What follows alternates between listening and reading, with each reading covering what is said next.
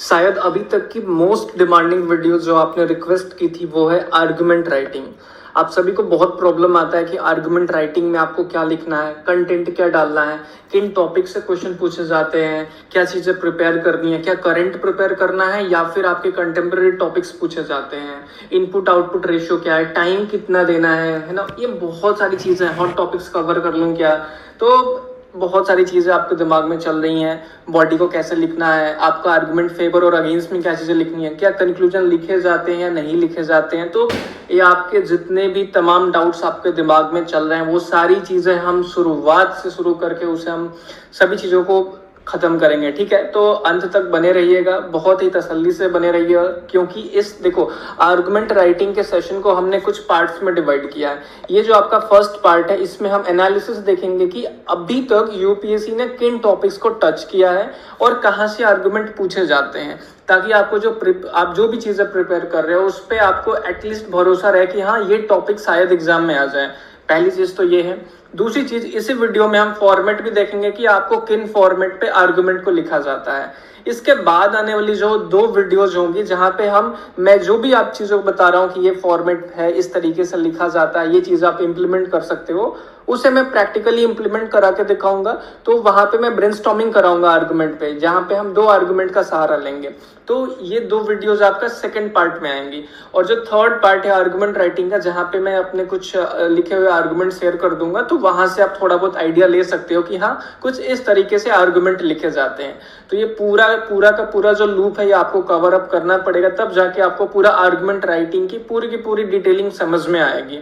ठीक है, तो जो सबसे पहला काम है अपना कि ये देखना कि आर्गुमेंट राइटिंग में आखिर यूपीएससी हमसे पूछती क्या है, क्या क्वेश्चंस हैं, क्या थीम्स हैं जिस पे यूपीएससी का फोकस रहता है एंड मैं उन पे फोकस करूं। ठीक है, तो सबसे पहली चीज है जिसे हम अभी कवर करते हैं। देखो, कहानी 2011 से स्टार्ट होती है जब सीएपीएफ में पहली बार आर्गुमेंट पूछा जाता है। इससे पहले ऐसे राइटिंग कराई जाती थी, ऐसे के सारे क्वेश्चंस आते थे, बट 2011 से ट्रेंड चेंज होता है और आपसे आर्गुमेंट पूछे जाते हैं। तब आर्गुमेंट आप देखो 75 वर्ड्स के होते थे और बस 5-5 नंबर के होते थे। ठीक है, तो देखो freedom of expression is an absolute right, उस टाइम पे क्वेश्चन पूछा गया है ना। और that is a static topic, या जिसे आप कंटेम्पररी टॉपिक कह सकते हो, है ना। ये भी ध्यान में लेके चलना कि मैं किन चीजों को स्टैटिक कंटेम्पररी बता रहा हूँ और किन चीजों को बता रहा हूँ कि ये करंट से आर्गुमेंट पूछा गया है। तो इन दोनों के बीच में आप डिस्टिंक्शन लेके चलना, बिकॉज ये जैसे ही एनालिसिस खत्म होगी तो आपको ये पता चल जाएगा कि मुझे करंट ज्यादा प्रिपेयर करना है या मुझे स्टैटिक या कंटेम्पररी टॉपिक्स पे ज्यादा फोकस करना है। ठीक है, तो ये पहला क्वेश्चन था, फ्रीडम ऑफ एक्सप्रेशन। आप देखोगे ये पॉलिटी एंड गवर्नेंस वाली जो थीम है वहां से पूछा गया। ठीक है, फिर जो दूसरा क्वेश्चन था वो है ओल्ड इज गोल्ड। ये एक तरह का एनालिटिकल टॉपिक है और पूरी हिस्ट्री में एक बार यूपीएससी ने एनालिटिकल टॉपिक पूछा है और वो है ओल्ड इज गोल्ड। इसके बाद से फिर कभी एनालिटिकल टॉपिक पूछा नहीं गया। ठीक है, तो ये थीम से हम आर्गुमेंट प्रिपेयर नहीं करेंगे। ये सीपीएफएससी 2011 का था। 2012 में भी सेम ट्रेंड चला 75 वर्ड्स का, तो यहाँ भी 75 वर्ड्स में 2 आर्गुमेंट पूछे गए 10 नंबर में। ठीक है, तो आप देखोगे यहाँ पे इकोनॉमी से पूछा गया, FDI in retail in India is a Ben for small trader. तो एफडीआई थोड़ा बहुत न्यूज में भी था एंड आप देखोगे कि ये कंटेम्पररी टॉपिक होता है। तो एक बार ही इकोनॉमी से पूछा गया आर्गुमेंट और फिर कभी यूपीएससी ने इकोनॉमी से आर्गुमेंट नहीं पूछा, तो हम यहाँ से आर्गुमेंट प्रिपेयर नहीं करेंगे, इकोनॉमी वाली थीम से आर्गुमेंट प्रिपेयर नहीं करेंगे। ठीक है, तो ये चीज हो गई। अब देखो, control of social media is an anti democratic proposition. तो आपको मैंने जो थीम 3 है social media and digital technology, वहां पे सोशल मीडिया को बहुत डिटेल में कवर किया और ये चीज आपने नोटिस किया था वहां पे कि सोशल मीडिया पे ऐसे पूछे जाते हैं आर्गुमेंट, बहुत कम पूछे गए हैं और ये इकलौता आर्गुमेंट है जो सोशल मीडिया से पूछा गया है। अब देखो, जो आपका थीम 1 है जहां इंटरनल सिक्योरिटी की बात करते हैं, आपका जो थीम 2 है जहां पे आप देखोगे कि डिजास्टर मैनेजमेंट की बात करते हैं, आपका जो थीम 3 है जहां पे हम सोशल मीडिया की बात करते हैं, यहां से आर्गुमेंट नहीं पूछे जाते हैं। बस इकलौता ये आर्गुमेंट है जो पूछा गया है।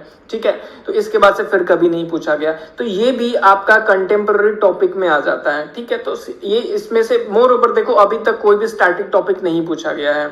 फिर आप देखो CAPAC 2013 में थोड़ी सी कहानी बदलती है और यहाँ पे जो 75 वर्ड्स के जो आर्गुमेंट हैं वो 300 वर्ड्स में तब्दील हो जाते हैं और जो मार्क्स होते हैं आप देखोगे ये जो 2x5 है ये 2x20 हो जाता है, हर आर्गुमेंट 20 नंबर का और आप यहाँ पे 40 नंबर सिक्योर कर सकते हो। ठीक है, देखो यहाँ पे मैं एक चीज आपको बता दूं कि जो आर्गुमेंट राइटिंग होती है ना, it is the highly rewarding portion of the CAPAC paper two examination. सबसे ज्यादा रिवॉर्डिंग होती है, ऐसे से भी ज्यादा रिवॉर्डिंग होती है। देखो ऐसे में ऑन एन एवरेज अगर बात करें 10 मार्क्स आप अच्छे ऐसे लिख के सिक्योर कर सकते हो, बट आप अच्छा आर्गुमेंट लिख के 12 मार्क्स तक सिक्योर कर सकते हो। और जो टाइम ड्यूरेशन आती है एक जनरल ऐसे लिखने में, जो मैंने आपको बताया कि एग्जाम में जब आप ऐसे लिखोगे तो अराउंड 17 to 19 मिनट्स आपको लगेंगे, बट जो आर्गुमेंट आप लिखोगे वो 15 to 16 मिनट्स में कंप्लीट हो जाते हैं। ठीक है, दैट्स वाई एक तो आपका इनपुट आउटपुट रेशियो जो है वो इसका बहुत सही है और दूसरा हाईली रिवॉर्डिंग है। खैर ये आगे बात करेंगे, थोड़ा सा मैं ग्लिम्स दे रहा हूं। ठीक है, तो यहाँ पे 13 में आप देखो कि 2 क्वेश्चन पूछे गए। पहला, a casteless society become distant through issues raised by reservation policies. तो हम रिजर्वेशन को कवर करे हैं, बट वहां से देखो कि अब ऐसे क्वेश्चन बना के पूछे जा रहे हैं, तो ये एक स्टैटिक टॉपिक में कवर होता है। ठीक है, और ये जो थीम है आपका पॉलिटी एंड गवर्नेंस। अब नोटिस करोगे कि पॉलिटी एंड गवर्नेंस से ये दूसरा टॉपिक है जो पूछा जा रहा है। ठीक है, तो ये ध्यान में रखना कि पॉलिटी एंड गवर्नेंस इंपॉर्टेंट है। आगे भी क्वेश्चन पूछे जाएंगे जो मैं आपको बताऊंगा। ठीक है, अब देखो इसके बाद से जो दूसरा टॉपिक पूछा गया 13 में वो है वुमेन एम्पावरमेंट से रिलेटेड। ये भी एक तरह का स्टैटिक टॉपिक है। Women empowerment in India is a so for an urban phenomena. तो ये वुमेन वाली थीम जो हमारी थीम 5 है वहां से पूछा गया, यानी कि इंडियन सोसाइटी से पूछा गया। ठीक है, तो अब देखो आपको जो एनालिसिस करनी है ना, यहां से स्टार्ट नहीं करनी है, 11 और 12 को ड्रॉप कर दो। आपकी एनालिसिस यहाँ 13 से स्टार्ट होती है, एक्चुअल जो एनालिसिस है। तो polity and governance and women को फ्रंट सीट पे रख के यूपीएससी ने क्वेश्चन पूछा। अब देखो 14 की बात करते हैं, सेम ट्रेंड रिपीट हुआ, बट ये चीज यहाँ पे देखो कि इंडियन सोसाइटी पे फिर से फोकस हुआ। यहाँ पे देखो जॉब क्रिएशन पे, जो हमने यूथ वाला थीम कवर किया था, जहाँ पे यूथ एंड एम्प्लॉयमेंट भी मैंने आपके साथ थोड़ा सा डिस्कस किया था, ये उस चीज पे फोकस करता है। Development and creation of job must take priority over social development. तो ये इसमें आप थोड़ा सा यूथ का कंपोनेंट देख सकते हो एंड इंडियन सोसाइटी का ओवरऑल कवरेज देख सकते हो। तो इंडियन सोसाइटी फिर से रिपीट होती है एंड पॉलिटी एंड गवर्नेंस से फिर से क्वेश्चन पूछा जाता है। देखो pre poll alliances are better than post poll partnership. ठीक है, 14 में। अब देखो ये जो चीजें है ना, ये आपकी थोड़ी सी करंट ओरिएंटेड है, बट इसको आप कभी प्रेडिक्ट नहीं कर पाओगे और ये मोर ओवर थोड़ा सा कंटेम्प्ररी नॉलेज पे बेस्ड होती है। ऐसा नहीं है कि एकदम यही टॉपिक करंट में चल रहा है। ऐसे देखो यूपीएससी क्या होता है ना, कोई भी चीज चलता है तो उसको डायरेक्टली नहीं पूछती है, उसके इतने सारे धागे खोल के पूछती है कि अगर वो उसके बारे में भी नहीं पता है तभी भी इस तरह के आर्गुमेंट को आप पुराने नॉलेज से अटेम्प्ट कर सकते हो। ठीक है, तो इसे भी हम कंटेम्पररी टॉपिक में ही कवर करेंगे। ठीक है, ये उसी में ही काउंट होता है। तो अभी देखो पॉलिटी एंड गवर्नेंस एकदम फ्रंट सीट पे चल रहा है, यहाँ से बहुत सारे आर्गुमेंट आ रहे हैं और इंडियन सोसाइटी से स्पेसिफिकली यहाँ से भी आर्गुमेंट पूछे जा रहे हैं। ठीक है, फिर देखो 2015 की बात करते हैं। यहाँ पे जो क्वेश्चन पूछा गया अगेन ये इंडियन सोसाइटी से ही था, जो आपका इज्म कॉन्सेप्ट है कि large population of India is more of a bane than a boon. ठीक है, तो अगेन ये देखो जो आर्गुमेंट हुआ पॉपुलेशन पे पूछा गया और जो पॉपुलेशन है ये स्टैटिक टॉपिक है और ये चीजें हमने इज्म कॉन्सेप्ट में कवर भी की है। ठीक है, तो ये आप देख सकते हो। और फिर से देखो ये इंडियन सोसाइटी है और ये पॉलिटी एंड गवर्नेंस है, तो फिर से पॉलिटी एंड गवर्नेंस से एक और क्वेश्चन पूछा गया डेमोक्रेसी से रिलेटेड कि democracy slow down the pace of development या इंडियन डेमोक्रेसी डिक्लाइनिंग डिक्रीजिंग, इस तरीके से इसे रिफ्रेज किया जा सकता है। ठीक है, तो डेमोक्रेसी वाला जो कीवर्ड है इसको उठा के क्वेश्चन पूछा गया। तो ये क्या है, ये भी आप देखो तो एक आपका पूरा का पूरा ओवरऑल नॉलेज यूज होता है यहाँ पे। ऐसा नहीं कि कोई करंट का टॉपिक जो पूछा जा रहा है आपसे, तो ये स्टैटिक कम कंटेम्पररी टॉपिक में कंसिडर किया जाता है। ठीक है, तो ये 2015 की कहानी है। फिर देखो 2016 में फिर क्या होता है, आप देखो यहां से एक नई थीम से आर्गुमेंट पूछा जाता है और वो है एजुकेशन। एजुकेशन से भी बहुत सारे आर्गुमेंट पूछे गए हैं, ये भी आपके लिए इंपॉर्टेंट बन जाता है। देखो एजुकेशन में India need to focus on imparting quality education instead of merely increasing its gross enrolment ratio. देखो यही रीजन है ना कि इस तरह के टॉपिक को कवर करने के लिए हमने एजुकेशन की बेसिक्स की क्लास ली और मैंने वहां पे उतनी सारी चीजें बताई, क्योंकि ये टॉपिक और जो ये देख रहे हो ना, ये टॉपिक तभी कवर हो पाते हैं जब आपको एक होलिस्टिक अंडरस्टैंडिंग होती है ना। नॉलेज जो है आपको सेम यूज करनी है, वही 18 थीम्स की, बट आपको फॉर्मेट बदल देना है। ऐसे का फॉर्मेट अलग होता है, आर्गुमेंट का फॉर्मेट अलग होता है और आपकी रिपोर्ट की फॉर्मेट अलग होती है, लेकिन जो कंटेंट और नॉलेज है वो सेम यूज होता है। फॉर्मेट के बारे में अब यहाँ पे बात करेंगे, बट ये ध्यान में रखना कि कंटेंट वही यूज हो रहा है और हमने जो बेसिक्स में उतनी मेहनत की है वो इसलिए की है ताकि आप इस तरह के क्वेश्चंस को अटेम्प्ट कर पाओ, इसमें प्रॉब्लम नहीं हो, एक होलिस्टिक अंडरस्टैंडिंग आपके पास हो, ठीक है। फिर आप देखो 2016 में जो दूसरा क्वेश्चन पूछा गया अगेन इंडियन सोसाइटीज है, तो आपको ये समझ में आ रहा होगा कि इंडियन सोसाइटीज बहुत इंपॉर्टेंट है आपके ऐसे पर्सपेक्टिव से भी और आर्गुमेंट पर्सपेक्टिव से भी, ठीक है। The trend of nuclear families will make old age home in India increase in number, ये जो वल्नरेबल सेक्शन है ओल्ड एज पीपल, तो वहां पे उससे ये क्वेश्चन पूछा गया। अब देखोगे ये स्टैटिक टॉपिक है, ये कोई बेसिकली करंट टॉपिक से इसका रेलेवेंस नहीं है, ये भी आप देखोगे कि स्टैटिक टॉपिक है ना। थोड़ा बहुत देखो हर टाइम एजुकेशन न्यूज में रहता है, ऐसी बात नहीं है, न्यू एजुकेशन पॉलिसी आई तब भी न्यूज में था, ठीक है। तो उस टाइम पे इस पे रिपोर्ट पूछा गया, आर्गुमेंट नहीं पूछा गया, ठीक है। तो ये जो 16 में देख रहे हो ये भी दोनों टॉपिक आपके स्टैटिक के थे, तो अभी तक करंट से क्वेश्चन नहीं पूछा गया, ठीक है। 2017 देखो एक पर्सपेक्टिव होता है, लोग इसको भी करंट बता सकते हैं, लेकिन एक न्यूज के बेसिस पे आप किसी को करंट नहीं बता सकते कि इस न्यूज की वजह से ये टॉपिक पूछा गया है ना। तो मेरा पर्सपेक्टिव देखो कि किस तरीके से मैं चीजों को डिस्टिंग्विश कर रहा हूं कि वो करंट है, कंटेम्पररी है, या फिर आप देखोगे कि स्टैटिक टॉपिक है। फिर 2017 में देखो अगेन इंडियन सोसाइटी से यूथ से फिर से क्वेश्चन पूछा गया, यहाँ पे जॉब एंड एम्प्लॉयमेंट से था, जैसे हमने देखा था यहाँ पे कि जॉब क्रिएशन ऑफ जॉब पे क्वेश्चन था, वैसे यहाँ पे देखो the youth in India is getting addicted to Android mobiles. हमने ऑनलाइन गेमिंग कवर की थी, तो वहां पे मैंने चीजें बताई भी थी कि ये जो चीज है मोबाइल फोन हो गया, ऑनलाइन गेमिंग हो गई, ये बड़ा ही हॉटस्पॉट टॉपिक है जिसपे यूपीएससी का हमेशा रडार रहता है। तो देखो यूथ से पूछा गया, और ये क्या था, ये देखो एंड्रॉइड मोबाइल्स तो अभी भी आप एडिक्टेड हो, तो ये तो और ज्यादा रेलेवेंट हो जाता है अभी के टाइम में, तो इसे फिर से रिफ्रेश किया जा सकता है, ठीक है। तो आप ये समझो कि ये कैसा टॉपिक है, ये आप स्टैटिक कम कंटेम्पररी टॉपिक में रख सकते हो। अब देखो ये जो power flows from the barrel of the gun, कई लोग बोलते हैं इंटरनल सिक्योरिटी का टॉपिक है, बट मोर ओवर मैं इसे कंसिडर करता हूं कि पॉलिटी एंड गवर्नेंस का टॉपिक है। इसमें एक डायमेंशन आप इंटरनल सिक्योरिटी का ओपन करते हो, बाकी सारे डायमेंशन आपकी पॉलिटी एंड गवर्नेंस के होते हैं। तो ये क्या है, एक तरह का एनालिटिकल भी टॉपिक है, और एनालिटिकल से ज्यादा ये पॉलिटी एंड गवर्नेंस का टॉपिक है। जब आप इस कोड को समझते हो तो आपको ये समझ में आता है कि पॉलिटी एंड गवर्नेंस का टॉपिक है। एंड इस टॉपिक में आपको मैं ब्रेनस्टॉर्मिंग भी कराऊंगा, ठीक है। ये जो आपकी जो थीम कवर होगी पॉलिटी एंड गवर्नेंस, तो वहां पे मैं इस टॉपिक को भी कवर कराऊंगा, ठीक है। तो आप देखो ये कैसा टॉपिक है, टोटली स्टैटिक टॉपिक है ना, यहाँ पे करंट का कोई रेलेवेंस नहीं है। फिर आप देखो 2018 है, 2018 में क्वेश्चन पूछा गया privacy is an elitist idea, again polity and governance से उठा के क्वेश्चन पूछा गया। तो ये चीज आपको समझ में आ रही होगी पॉलिटी एंड गवर्नेंस आपके लिए कितना रेलेवेंट है। और जो प्राइवेसी है आज भी मिथ है, देखो प्राइवेसी इज अ मिथ या privacy is an elitist idea, ठीक है, आज के टाइम में और ज्यादा इंपॉर्टेंट टॉपिक हो जाता है। तो ये देखो ये कंटेम्पररी टॉपिक है जो चला आ रहा है, तो दैट्स वाई ये देखो ये इसका करंट से रेलेवेंस होगा, आपकी स्टडी डालोगे करंट का, बट ये काउंट होगा कंटेम्पररी टॉपिक में। अब ये जो टॉपिक है इसको आप बोल सकते हो कि ये करंट से पूछा गया, note ban effective tool against black money. तो जो ये नोट बैन था ना, ये बेसिकली या फिर जो हमने डीमोनेटाइजेशन किया, ये बहुत ही वाटरसाइड मूवमेंट है इंडियन पॉलिटिक्स की हिस्ट्री में, ठीक है। और इस पे क्वेश्चन पूछना लाजमी था, जब बहुत बड़ी चीजें होती हैं तो उसको आपको प्रिपेयर करना पड़ जाता है। तो नोटबंदी जैसी चीज बहुत बड़ी चीज थी, कोविड-19 पेंडेमिक जैसी चीज बहुत बड़ी चीज थी, जिसपे आर्गुमेंट या रिपोर्ट पूछे जाने के चांसेस काफी ज्यादा थे और इसीलिए पूछे गए। तो आपको वो टॉपिक प्रिपेयर करने करंट में जिससे आर्गुमेंट पूछा जाएगा, वो टॉपिक जो कि काफी न्यूज में रहेंगे, जो बहुत ही इंपॉर्टेंट चीज है, ठीक है। तो इसीलिए देखो ये नोटबंदी क्या थी, एक वाटरसाइड मूवमेंट था, तो इस पे या तो आर्गुमेंट आता, या तो रिपोर्ट आती, या फिर ऐसे आता, तो यहाँ पे आर्गुमेंट पूछा गया, ठीक है। तो ये चीज है, तो पॉलिटी एंड गवर्नेंस आप देख लिया आपने, ये एक टॉपिक है जो करंट से पूछा गया, बट स्टिल ये पॉलिटी एंड गवर्नेंस में हम डीमोनेटाइजेशन पढ़ते हैं, है ना, तो कंटेम्पररी भी है और करंट भी है। CAPF-SC 2019 में आप देखोगे कि एजुकेशन से 2 क्वेश्चन पूछे गए। तो अभी तक एक ट्रेंड आप एनालाइज कर रहे हो कि पॉलिटी एंड गवर्नेंस से सबसे ज्यादा क्वेश्चन पूछे जा रहे हैं, फिर आप देखोगे कि इंडियन सोसाइटी से उसके बाद क्वेश्चन पूछे जा रहे हैं, और तीसरा जो है वो है एजुकेशन सेक्टर, जहां से बहुत ज्यादा आर्गुमेंट पूछे जा रहे हैं।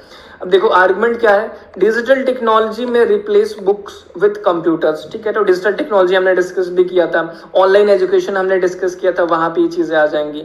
फिर homework should be band eight primary level education. तो अगेन ये देखो हमने एजुकेशन थीम को इसीलिए इतने अच्छे से कवर किया, क्यों? क्योंकि आप इस तरह के टॉपिक को भी कवर कर सको, क्योंकि यहाँ पे आपकी खुद की अंडरस्टैंडिंग और साथ में एक होलिस्टिक कवरेज की जरूरत पड़ती है, तब जाके इस तरह के टॉपिक को आप अटेम्प्ट कर पाते हो। वैसे तो बहुत डिफिकल्ट टॉपिक नहीं है, इजीली अटेम्प्ट किए जा सकते हैं।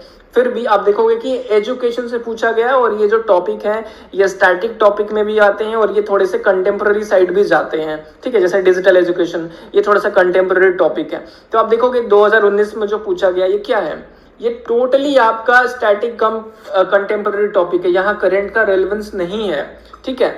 तो अभी तक देखो एक ही क्वेश्चन पूछा गया जिसका थोड़ा करंट का रेलेवेंस था। 2020 में आप देखोगे solitude during a pandemic is not unwelcome. तो आप ये चीज देखो कि ये क्यों पूछा गया। मैंने फिर से आपको बताया कि कोविड-19 पेंडेमिक क्या था, उस टाइम पूरे साल कोविड-19 पेंडेमिक था, तो लाजमी था कि ये क्वेश्चन पूछा जाएगा।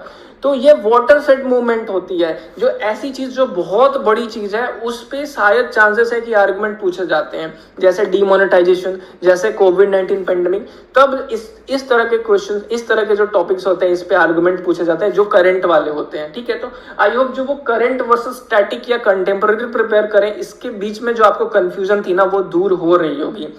अब देखो ये बड़ा ही खूबसूरत क्वेश्चन था, इसमें लोग समझ ही नहीं पा रहे हैं कि कहना क्या चाहता है। देखो solitude during a pandemic is not unwelcome. जब आप फेवर में लिखोगे तो फेवर में लिखना है, तो नॉट नेगेटिव, अनवेलकम नेगेटिव। तो जब दोनों काटोगे तो solitude during a pandemic is welcome. तो ये स्टेटमेंट बनती है जो आप फेवर में लिखोगे। बट लोगों के साथ प्रॉब्लम ये हुई कि ये समझ ही नहीं पाए कि नॉट अनवेलकम के बीच में डिफरेंशिएशन नहीं कर पाए, तो फेवर में अगेंस्ट के पॉइंट लिख के आ गए और अगेंस्ट में फेवर के पॉइंट लिख के आ गए। और जब आप ये गलतियां करोगे तो शायद एक भी नंबर नहीं मिलेगा, काट दिया जाएगा। तो ये छोटी छोटी गलतियां नहीं करें। देखो बार बार यूपीएससी फंसाती है आपको, यहाँ पे कंसिक्वेंशियल लिख सकती थी बट इनकंसिक्वेंशियल क्यों लिखी, जबरदस्ती उसने नेगेटिव वर्ड क्यों लगाया? क्योंकि जब आप फेवर में लिखोगे तो वो चाहती है कि अगेंस्ट के पॉइंट आप लिखो। तो ये चीज देखना कि आर्गुमेंट इन फेवर में लिख रहे हो तो इस जो स्टेटमेंट है इसका देखो, इसका एक सिंपल सा इलाज है जो मैं ब्रेनस्टॉर्मिंग वाले सेशन में बताऊंगा, ठीक है। अदरवाइज ये वीडियो लंबी हो जाएगी, तो ये वहां पे देख लेना, ठीक है। तो एक चीज देखोगे आपकी ये भी पॉलिटी एंड गवर्नेंस से पूछा गया, और ये आपका करंट का टॉपिक था जो पूछा गया। और क्यों पूछा गया? क्योंकि बहुत ज्यादा न्यूज में था। तो ये 2020 की बात है। फिर हम आगे बढ़ते हैं। देखो 2021 में वन नेशन वन इलेक्शन पे क्वेश्चन पूछा गया, election in state should be held simultaneously. ये 2021 से भी न्यूज में है, 2022 में भी, 2023 में, 2024 में, 2025 में भी बहुत ज्यादा चांस है कि फिर से ये क्वेश्चन पूछा जाएगा। मैंने रिपीट भी किया है कि जो आपकी विजन मैगजीन है वहां पे 2 बार वन नेशन वन इलेक्शन हमने कवर भी किया है। तो इसके बहुत ज्यादा चांसेस हैं कि इस क्वेश्चन को फिर से रिफ्रेश करके आर्गुमेंट पूछा जा सकता है, ठीक है। तो ये क्या चीज है, ये बेसिकली आप देखोगे कि ये टोटली क्या है, ये स्टैटिक कंटेम्पररी टॉपिक, एक तरह से कंटेम्पररी टॉपिक है जो चला आ रहा है जिसपे आप प्रिपेयर करोगे। अब ये टॉपिक देखो, farmer protest are politically motivated. जब न्यू फार्म बिल्स आए थे तब बहुत ज्यादा वहां पे देखोगे वाइड स्प्रेड, मतलब बेसिकली उसके अगेंस्ट प्रोटेस्ट हुआ था। और वो प्रोटेस्ट पूरे इंडिया में आप देखोगे एक तरह का मूवमेंट था जो कि हर टाइम न्यूज टीवी में चलता रहता था, तो जो सबको पता है कि प्रोटेस्ट हो रहा है, तब ये करंट का टॉपिक बनता है और इस पे यूपीएससी पूछती है ना। ये नहीं कि एक सिंपल सा कोई चीज न्यूज में आ गया तो उस पे यूपीएससी पूछ लेगी। फार्म बिल्स कितनी बड़ी न्यूज थी, आप देखोगे कि कई 2-3 सालों, इवन अभी भी कभी ना कभी फार्मर प्रोटेस्ट होते रहते हैं। तो यहाँ पे फार्म बिल्स करके क्वेश्चन नहीं पूछा गया, यहाँ पे फार्मर प्रोटेस्ट पूछा गया। जो आप स्टैटिक नॉलेज भी यूज करोगे अपना और जो करंट की नॉलेज है वो भी यूज करोगे, तब यहाँ पे एक एग्जाम्पल, एक स्टडी ओपन करोगे कि हाँ यहाँ पे फार्म बिल्स की वजह से प्रोटेस्ट हुआ, तो दीज आर पॉलिटिकली मोटिवेटेड। तो देखो इस तरीके से यूपीएससी ब्यूटीफुली फ्रेम करती है। अगर ये सोच के जाओ कि बस मैं करंट कर लूं और मेरा हो जाए तो फिर बड़ी मुश्किल है दोस्त, ठीक है। 2022 में देखो video game sharpen the mind, ये देखो टोटली ये स्टैटिक टॉपिक है और ये हमने कवर भी किया है। अब देखो युद्ध से पूछा गया है, यानी कि इंडियन सोसाइटी।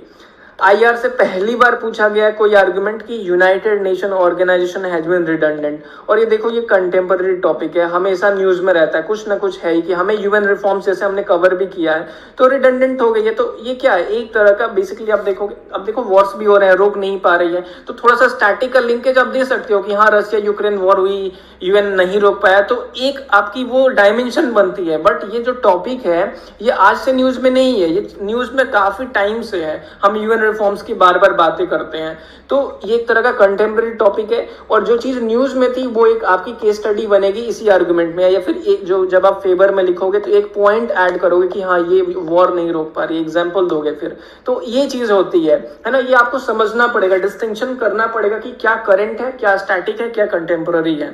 ठीक है, तो 22 में भी देखो तो मोस्टली चीजें क्या थी, कंटेम्प्रेरी थी और स्टैटिक थी। ठीक है, अब 23 की बातें करते हैं, जीएम क्रॉप्स की बात की गई, जेनेटिकली मॉडिफाइड क्रॉप्स, अक्सर इसका न्यूज में आता रहता है, न्यूज इन द सेंस कि ये एक तरह का कंटेम्प्रेरी टॉपिक है, चलता आ रहा है। और वैसे भी टेक्नोलॉजी जो है, टेक्नोलॉजी साइड जो भी चीजें पूछी जाती है वो बड़ी इंपॉर्टेंट होती हैं। तो एक चीज नया ट्रेंड जो ऑब्जर्व कर रहे हो कि एग्रीकल्चर से भी यहाँ पे आर्गुमेंट पूछे जाने स्टार्ट हो गए, एग्रीकल्चर से पूछा गया, फिर देखो यहाँ भी एग्रीकल्चर से पूछा गया, और एक जगह और एग्रीकल्चर से पूछा गया था, आई गेस 2 जगह पूछा गया था, है ना। तो अब देखो एग्रीकल्चर से भी क्वेश्चन पूछे जाने स्टार्ट हो गए, तो एग्रीकल्चर भी आपकी एक थीम बनती है जो कि आर्गुमेंट साइड से थोड़ी बहुत प्रिपेयर करनी चाहिए। और पॉलिटी एंड गवर्नेंस एक ऐसी थीम है जिस पे बार बार क्वेश्चन पूछते हैं। अब देखो कैपिटल पनिशमेंट, ये क्या है, इस टोटली स्टैटिक टॉपिक है जिसको पूछा गया 23 में। ठीक है, तो आपको क्या लग रहा है, ये देखो कि आपको क्या प्रिपेयर करना, कि आपको करंट प्रिपेयर करना है या आपको स्टैटिक या फिर कंटेम्प्रेरी ज्यादा प्रिपेयर करना है, आपको खुद अंदाजा लग गया होगा। अब जो लास्ट एग्जामिनेशन है सीएपीएफ एसी 2024 का, इसमें देखो कि जो आर्गुमेंट पूछे गए ये क्या थे, ये टोटली स्टैटिक टॉपिक थे, यहाँ पे ना कंटेम्प्रेरी था ना कुछ नहीं था। देखो classical literature should be a component of curriculum. आप कहीं से गलती से एक न्यूज लाके मुझे दिखा दोगे, जबरदस्ती खोजकर बताओगे कि सर ये देखो ये करंट में आया था इसलिए पूछा गया, यार ऐसी चीजें नहीं है। ऐसी चीजें रहती जो कि पूरे साल न्यूज में रहती तो मैं मान भी लेता कि ठीक है ये करंट का क्वेश्चन है, बट मैं इसे तो स्टैटिक में ही कवर करूंगा। विमेन में देखो, हमने विमेन बेसिक्स इतना लंबा क्यों कवर किया, house work is an unpaid labour, ताकि इसकी एक अंडरस्टैंडिंग आपको बन सके और आप यहाँ पे पॉइंट्स निकाल सको। बोलते हो कि ब्रेनस्टॉर्मिंग में प्रॉब्लम होती है, उसी प्रॉब्लम को एड्रेस करने के लिए हम बेसिक्स की क्लास इतनी लंबी लेते हैं ताकि आपको एक अंडरस्टैंडिंग मिले। तो ये देखो ये दोनों टॉपिक क्या था, स्टैटिक टॉपिक थे, है ना। तो अब खुद ही सोचो कि आपको क्या ज्यादा प्रिपेयर करना है। मैं आपको बताऊंगा 95% जो टॉपिक है वो स्टैटिक टॉपिक और कंटेम्प्रेरी टॉपिक आते हैं। रेयरली अगर कोई टॉपिक बहुत ज्यादा ही न्यूज में है तो उस पे आर्गुमेंट पूछे जाने के चांसेस होते हैं, थोड़े बहुत होते हैं, बट आपको आर्गुमेंट में, जैसे ऐसे में हमने बात की थी कि आपको स्टैटिक और कंटेम्प्रेरी टॉपिक पे ज्यादा फोकस करना है, उसी तरीके से आर्गुमेंट में भी स्टैटिक एंड कंटेम्प्रेरी पे ज्यादा फोकस करना है। लेकिन यहाँ पे जो केस स्टडी आप डालोगे, जो एग्जाम्पल्स डालोगे वो करंट के डालोगे, तो करंट आप प्रिपेयर करोगे वो बस वहां पे केस स्टडी बनेगी, लेकिन जो टॉपिक आएगा वो आपका बेसिकली देखोगे तो मोर ओवर स्टैटिक और कंटेम्प्रेरी ही रहेगा। तो इतनी बड़ी जो राम कथा मैंने सुनाई ये बस एक डाउट को एड्रेस करने के लिए था कि भाई देखो जो आर्गुमेंट होता है वो स्टैटिक और कंटेम्प्रेरी से ज्यादा आता है, आपका करंट से बस रेलिवेंस रहता है, लेकिन करंट के टॉपिक पूछे जाने के चांसेस बहुत कम होते हैं। ठीक है, मैंने पूरा एनालिसिस आपको करके दिखा दिया कि देख लो। अब इसमें एक चीज आपने नोटिस की होगी कि सबसे ज्यादा टॉपिक पॉलिटी एंड गवर्नेंस से पूछे गए, उसके बाद से इंडियन सोसाइटी से पूछे गए, ठीक है, उसके बाद से एजुकेशन पूछे गए और थोड़े बहुत एग्रीकल्चर से भी पूछे जा रहे हैं। तो हमें इन टॉपिक्स में ज्यादा आर्गुमेंट कवर करने चाहिए।